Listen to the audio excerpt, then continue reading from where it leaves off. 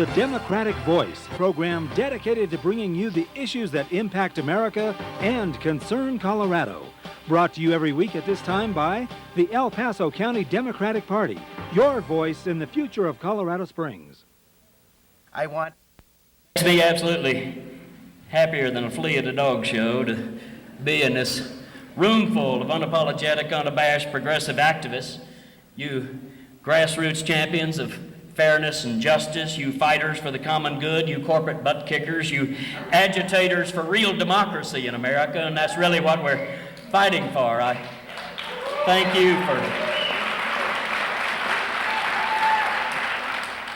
you for coming out here tonight. We are, of course, gathered in open defiance of King George W. and his autocratic, plutocratic, anti-democratic regime in Washington, D.C.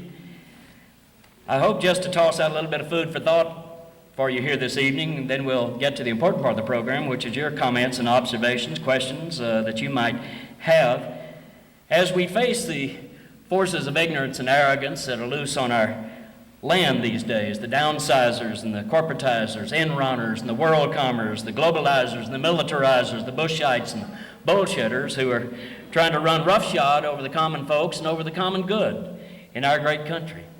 They get to thinking that they're the top dogs and the rest of us just a bunch of fire hydrants out here from what I've seen. And some say that these are dark days for progressives. And indeed, things are bleak if you look over to Washington, D.C. with that box of rocks in the White House and the mealy-mouthed Congress trotting right along behind him. But if you come out here in the countryside, in my experience, where I've been lucky to spend most of my time, you'll find that this is a great time to be alive and to be a progressive in America. Yes, the powers that be are more powerful, more grasping than ever before, but this just brings out the wonderfully rebellious, contrarian, creative, and fighting spirit of our people. The greatest thing about America is Americans, ordinary people, doing the most extraordinary thing. You don't hear much about that in the corporate media, but there's so much going on in this country that is invigorating, inspiring. My travels, going down the road as I do, I've seen things that don't make the national news. I was over here in Arizona just a few months ago, in Tucson, Arizona, and working with Local 99 and the food and commercial workers over there, learned that they have teamed up with neighborhood organizations and small businesses in the state of Arizona, and in 3 years' time have defeated 10 Walmarts in the state of Arizona.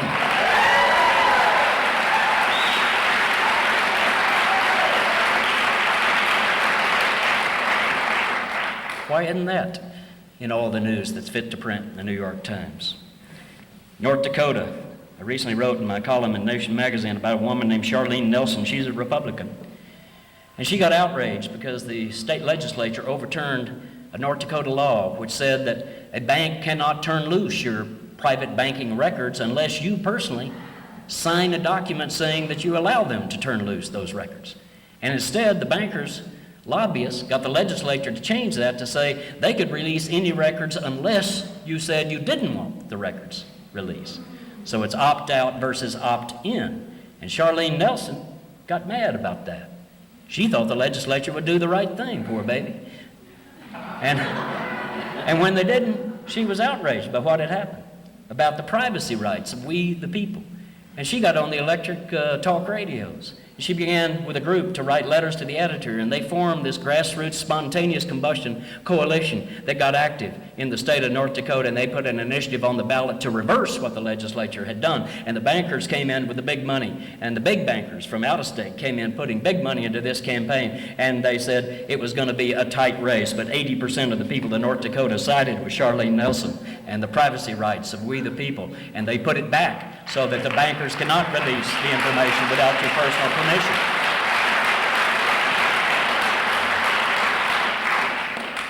I was in Washington State just 3 weeks ago, out in Spokane, talking to the state AFL-CIO out there and visiting with Lupe Gamboa. He is the head of the United Farm Workers Union out in that region. He's a regional director. And they have launched an incredible new campaign out there that is going to change the possibility of what agriculture can be, because Lupe Gamboa with the farm workers has teamed up with the farmers, two groups that are usually at each other's throats. And they've teamed up in Washington State in the apple growing region. That's the #1 crop of Washington State, apples. But what's happened in apples is now the big retail chains. Walmart, #1 grocer in America now. It's the biggest grocer in the United States of America. Second is Kroger. Third is Royal Ahold out of the Netherlands, and then Safeway. These giant conglomerates have now eliminated the regional distributors that used to deal with individual farms, and now they control it. And the result is that farm workers are getting 4 cents out of the dollar that you would spend on apples. The growers are getting 7 cents. 21 cents goes to the marketing and transportation. 68 cents goes to Walmart and Royal Ahold and Kroger. 68. Now, there's nothing to an apple. You know, from tree to you, nothing happens to an apple. The people who do the producing are getting 11 cents. 7 for the farmer, 4 for the workers. They're getting 11 cents. And Lupe Gamboa with the farm workers teamed up with some farmers there and joined with some co-op retailers, and they're launching a new campaign called Fair Trade Apples. And you're going to be able to get a fair trade apple in which a premium price is going to be paid by the retailer, about a nickel a pound. It'll be insignificant to you as a consumer, nickel a pound, but that means that the workers get a union contract in which they get a fair wage, they get a pension, and they get safety and health protections. The growers get more money that allows them to survive, and we as consumers get an apple that we can stand to eat as a result of Fair Trade Apple campaign.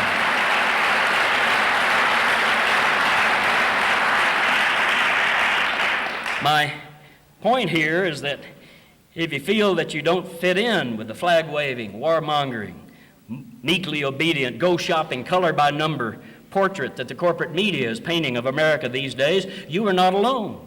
Most Americans of 2002, I'm happy to report to you, still possess the spirit of 1776, the spirit of rebellion against the BS that the powers that be are trying to shove down our throat. This is not Bush country, it is our country. It belongs to we the people at the grassroots level, and the people are on the move.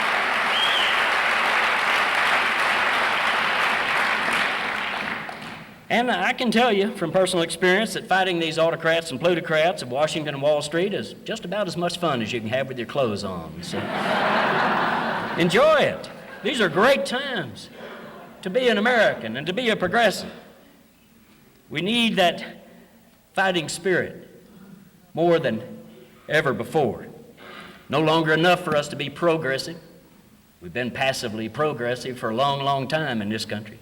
It's time to be aggressive again, because the powers that be have become radically regressive, stomping on the working families, on the family farmers, old folks and children, stomping on not just poor people, but now on the middle class as well, stomping on our air and our water and our food, stomping on our very right to be a self-governing people. They're taking away our sovereignty as we, the people. That's our fight, and it's a huge fight, embodying the fundamental values of our country. We're not battling for another $1 an hour on wage. We're not fighting for yet another regulation. We're fighting for fundamental principles of what this country stands for and was founded on. What are those principles? The family values. We hear so much about family values from the Republicans. What about the nation's founding values? We as the larger family, what are our values? Well, I think there are at least 3 of them. 1, we believe in economic fairness. That's within us. Everybody supports economic fairness. Simple. We believe in social justice. That's within the heart of every American. It is not often appealed to, not always acted on, but it's within us. It's there. And then we believe, thirdly, in equal opportunity for all people in our society. That's what our fight is about the values, not just programs, money, regulations, about values. George Bernard Shaw said about 100 years ago, "One does not make progress by standing on guard, but by attacking and getting well hammered yourself." Now, the fact that I used to be 6'5" will give you some idea of some of the fights that I've been in. But what's at work on Wall Street and in Washington is the abandonment of the concept, strongly American, of the common good, the notion that we're all in this together. We're losing that. Politicians of neither party speak of this anymore, yet that's the social glue that holds this very diverse, dispersed, and disparate peoples together. In my book, Nothing in the Middle of the Road but Yellow Stripes and Dead Armadillos, I got a section called Daddy's Philosophy. Got to beware of Texans telling daddy stories, but I had a pretty good one up in Denison, Texas, where I was raised. My old daddy came out of the Depression off of a tenant farm, small business guy, with my mother in Denison, Texas. And my daddy would have been embarrassed to have been told that he had a political philosophy.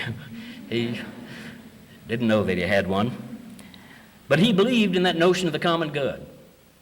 And when it was proposed in the mid-1950s, when I was just a tyke, that it would be good for Denison if we had a public library. He, as a small business creature, said, yeah, I'm for that, and I ought to be taxed for that. And he supported that. He was not a political guy. He didn't get out front on many campaigns, but he supported the effort to tax the people and businesses in Denison, Texas, to build a public library, even though not once did I recall him ever going into that building, much less checking out a book. That's not exactly what he did. But he believed it was in the common good for that community to have that public library. And that's the spirit that I'm talking about, that is alive across the countryside, again, in the hearts of every American. And Daddy would express to me his philosophy periodically. He'd say, Jim, everybody does better when everybody does better. And that's what passes for philosophy in Denison, Texas.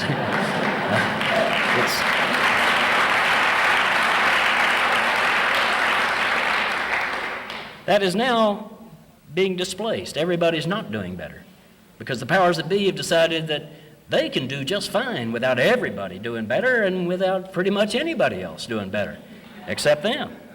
So they displace this time-honored ethic of the common good with a new pernicious ethic of greed that says, I got mine, you get yours. Never give a sucker an even break, caveat emptor, I'm rich and you're not. Adios, chump. That's pretty much what they're saying to us. It's a new ethic of greed. You want greed? Of all the economic gains produced by we the people in the last 15 years, all the people, the economic wealth that was generated, they said it was unprecedented in our history. In the last 15 years, 70% of that wealth went to the richest 1% of the American people. Yet we saw the headlines, heard the politicians yelling, the economy is booming. Money Magazine had a cover article that said, everybody's getting rich. Hello. In that period of unprecedented economic prosperity, 80% of us, 8 out of 10 of us, saw our incomes go flat or go down. No uptick. 8 out of 10 Americans had no increase in our prosperity during that period of unprecedented economic boom. In fact, as Mark can tell you, average wages in America today in real buying power terms are beneath what they were when Richard Nixon was president of the United States. You can see it in Washington, D.C., where they have been talking for better than 5 years now about raising the minimum wage. Minimum wage is $5.15 an hour. And both political parties are saying, well, what we ought to do is raise that by $1 an hour. That'd be $6.15 an hour. $12,000 a year gross in both meanings of that term. Can you make it in Colorado Springs on $12,000 a year? That would be the minimum wage for full-time work. Meanwhile, they've not been able to pass that. In fact, they're not even now considering it. But Dennis Hastert, Speaker of the House, Dennis the Menace we called him, out of Illinois, he recently said, I'm not crying crocodile tears. These people have 3 or 4 kids. They have the right to a decent life. They need to provide for their families. Poignant. Was he talking about minimum wage workers? No, he was talking about the need for a pay raise for the members of Congress.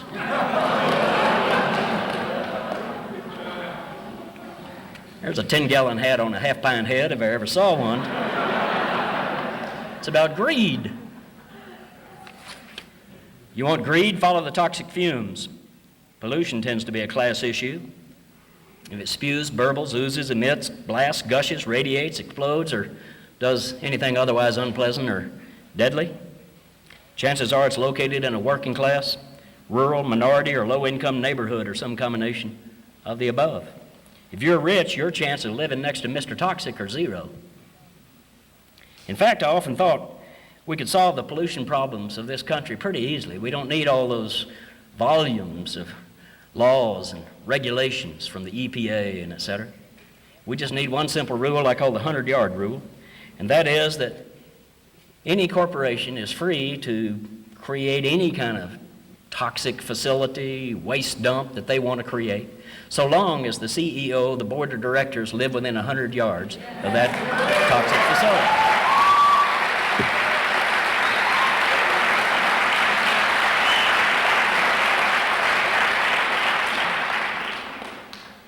Well, economists have a technical term for what Wall Street and Washington are doing to us.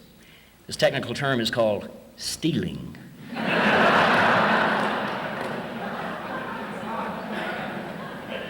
Faster than the hog eats supper, they're stealing from us. Woody Guthrie had that song back during the Depression. As through this world I travel, I see lots of funny men. Some will rob you with a six-gun and some with a fountain pen. It's the fountain pens doing the serious stealing in our society today. Oh, but I'm told, Hightower, gosh, you just can't talk like that anymore. Since September 11th, don't you understand? Everything has changed. We've got to set all these concerns aside. Health care for all, no, that's got to go back on the back burner. Good jobs at good wages, we can't discuss that now because we're talking about terrorism. We're talking about national security. It's united we stand, they say.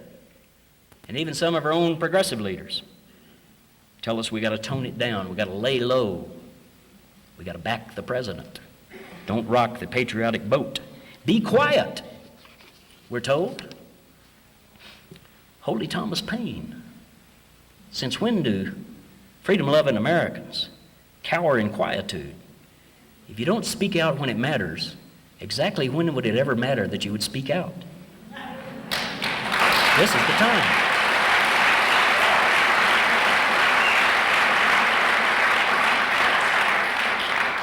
Be quiet, they tell us, but notice that Bush's corporate buddies on the corporate corridor on K Street in Washington, D.C., they're not quiet. They're quite noisy as they unscrew the Capitol dome and reach in with both hands to loot the public treasury in the name of terrorism. Here's some looting. You heard about the $15 billion bailout of the airlines, passed within a week of September 11th. Well, airlines are pretty hard hit. Maybe they needed that money, but there were two provisions put in that law that you didn't hear about, didn't get any publicity. One was that a particular provision guaranteeing that the CEOs of these airline corporations would continue to get their full salaries and bonuses and stock options, that there would be no sacrifice made by the CEOs. The second provision put in was that not one dime of that $15 billion would go to any of the 140,000 workers that the CEOs had fired after September 11th. And when Dick Gephardt suggested that there ought to at least be some extended unemployment compensation benefits for those 140,000 workers, Dick Armey, Republican Majority Leader, got up on his hind legs in the House of Representatives.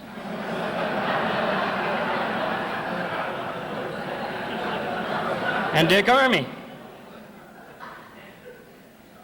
strode to the microphone and said of Gephardt's proposal, that would not be commensurate with the American spirit. You look at a guy like Armey and you think, 100,000 sperm and you were the fastest?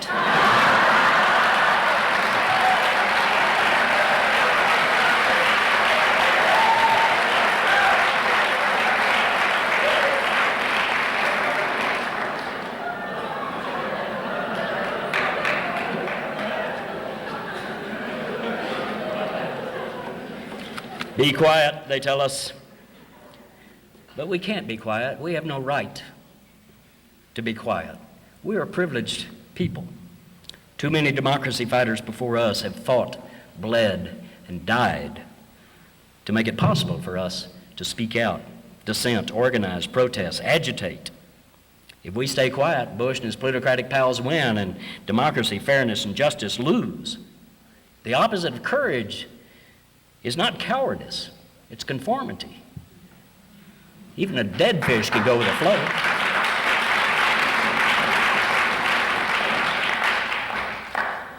Far from being quiet, it's our challenge and our joyous duty to speak out, agitate, and especially to organize. That's what our union brothers and sisters here tonight can tell you about. Agitation. I'm a big fan of agitation. But agitation without organization is just frustration. Agitation with organization, that's victory. That's what the Fair Trade Apple people did. That's what all the people who are fighting back and winning at the grassroots level, whether they're fighting Walmarts or fighting toxic waste dumps or fighting for a living wage or wherever they're fighting, that's how they're winning, because they're getting organized to do it. The question is not who George W. Bush is going to be. I can tell you as a Texan, watched him in office there for 5 years as our governor. He's going to be who he always has been, an absolute corporate wet dream. That's what he was born to be. It's not going to be different. You can expect no change from that. In fact, he's quite proud of it. This is from the 2000 election. You didn't hear this on the nightly news, but George W. was speaking at the Al Smith Dinner in New York City, looking out over a sea of black tuxedos and designer dresses. It was one of those $1,000 a plate dinners, actually more than that, I think, but nonetheless, looking out over it. And George said, "This is an impressive crowd, the haves and have-mores. Some people call you the elite. I call you my base." You don't have to make this stuff up.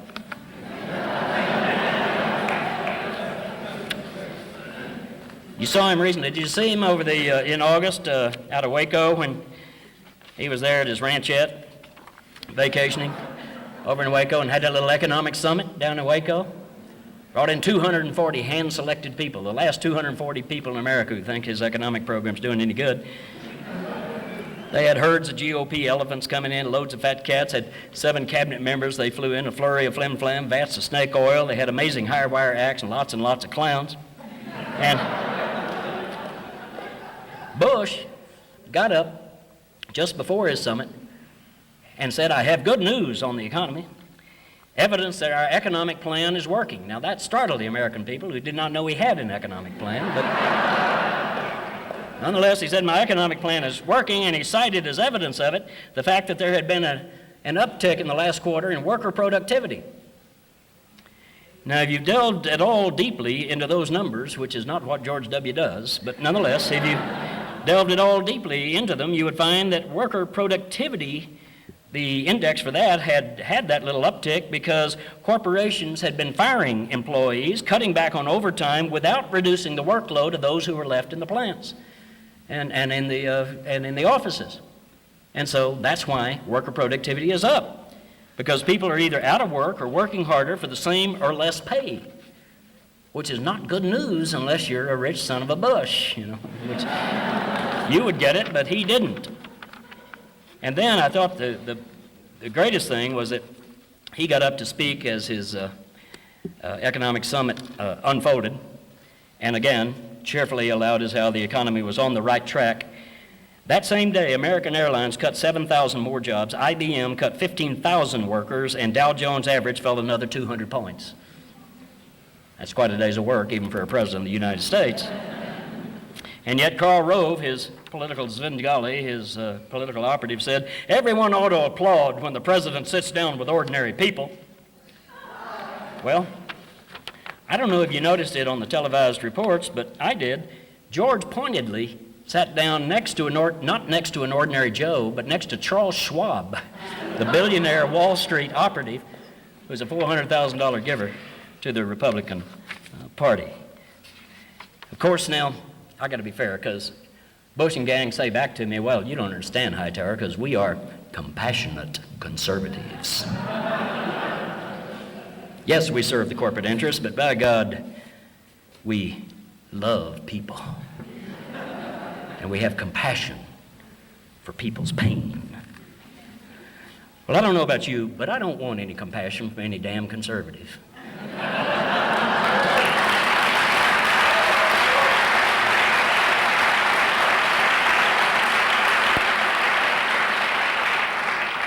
They steal our labor, move our jobs, knock down middle-class opportunities, usurp our government with a campaign contribution. They want us to feel grateful for little dollops of charity that they put on our plates.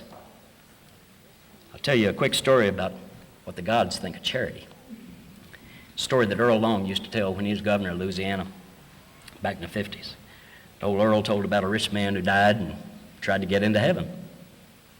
Well, if you'd gone to the little Methodist church that I grew up in Denison, Texas, you'd know that you just don't go to heaven. You got to appear at the pearly gates. And there's an angel outside going to review your life. And then St. Peter is going to render judgment about whether you get to come in or not. So here comes this rich man. And the angel looks over his life and says, my God, you never did no good for nobody, no way. What are you doing here? And the rich man said, well, now, that's not entirely true.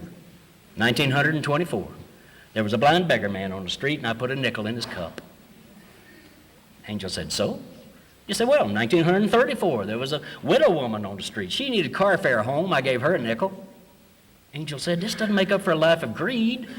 He said, well, but wait, I've got a consistent pattern of philanthropy. Don't you know that 1944, coming out of my bank at Christmas time, there was a Salvation Army kettle, and I put a nickel in there. Angel turns back to St. Peter and says, what in the world are we going to do with this man? And St. Peter said, give him back his 15 cents and tell him to go to hell.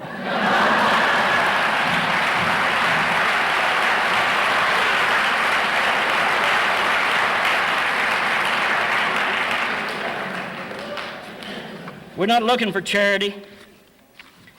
We're looking for democratic power, people power. We're looking for every one of us to be in a position to affect the decisions that affect our lives, our families, our communities, our nation, our globe. Democratic power is what we're looking for. And to get that, the question is not who George W. and that gang's going to be. The question is who we're going to be. I referred to you earlier in this peroration as agitators. Powers that be try to make that a pejorative in our society. Oh, our union workers were absolutely happy over here in that factory until those outside union agitators came in and started messing with their heads. The poor people had no gripe about living up against that toxic waste dump until those environmental agitators came in here. Well, horse hockey and hogwash to all that. Agitation is what America's all about. Were it not for agitators, we'd be wearing white powdered wigs and singing God Hail the Queen here tonight. The founders were the agitators. And more importantly than the founders, because they did not create democracy for us, they created the possibility of democracy. In the first presidential election, when George Washington was chosen, only 4% of the American people were eligible to vote for office. No women could vote. You were chattel. No Native Americans, you were heathens. No African Americans, you were slaves. If you didn't own property, you couldn't vote. You were riffraff. Only 4% were even eligible to vote. So it's not about the documents of our democracy, the Constitution, Bill of Rights, Declaration of Independence. Rather, it's the intervening 225 years when ordinary folks, like sitting right here in this audience tonight, dared to stand up and democratize those documents. I'm talking about the pamphleteers and the Sons of Liberty. I'm talking about Sojourner Truth and Frederick Douglass, the abolitionists and the suffragists. I'm talking about the populists and the wobblies, the labor movement, the civil rights movement. I'm talking about Mother Jones and Joe Hill. I'm talking about Martin Luther King Jr. and Cesar Chavez. These are the agitators. Now it's down to you and me because we're in another of those when in the course of human events moments in our society when the powers that be have taken it all from us. Global corporate power has usurped our democracy unto themselves. Time for us to be the agitators again in America and to get to agitating. And if somebody calls you an agitator, just say back to them, that's the center post in the washing machine that gets the dirt out. We need a whole lot more of that. Be an agitator in America today.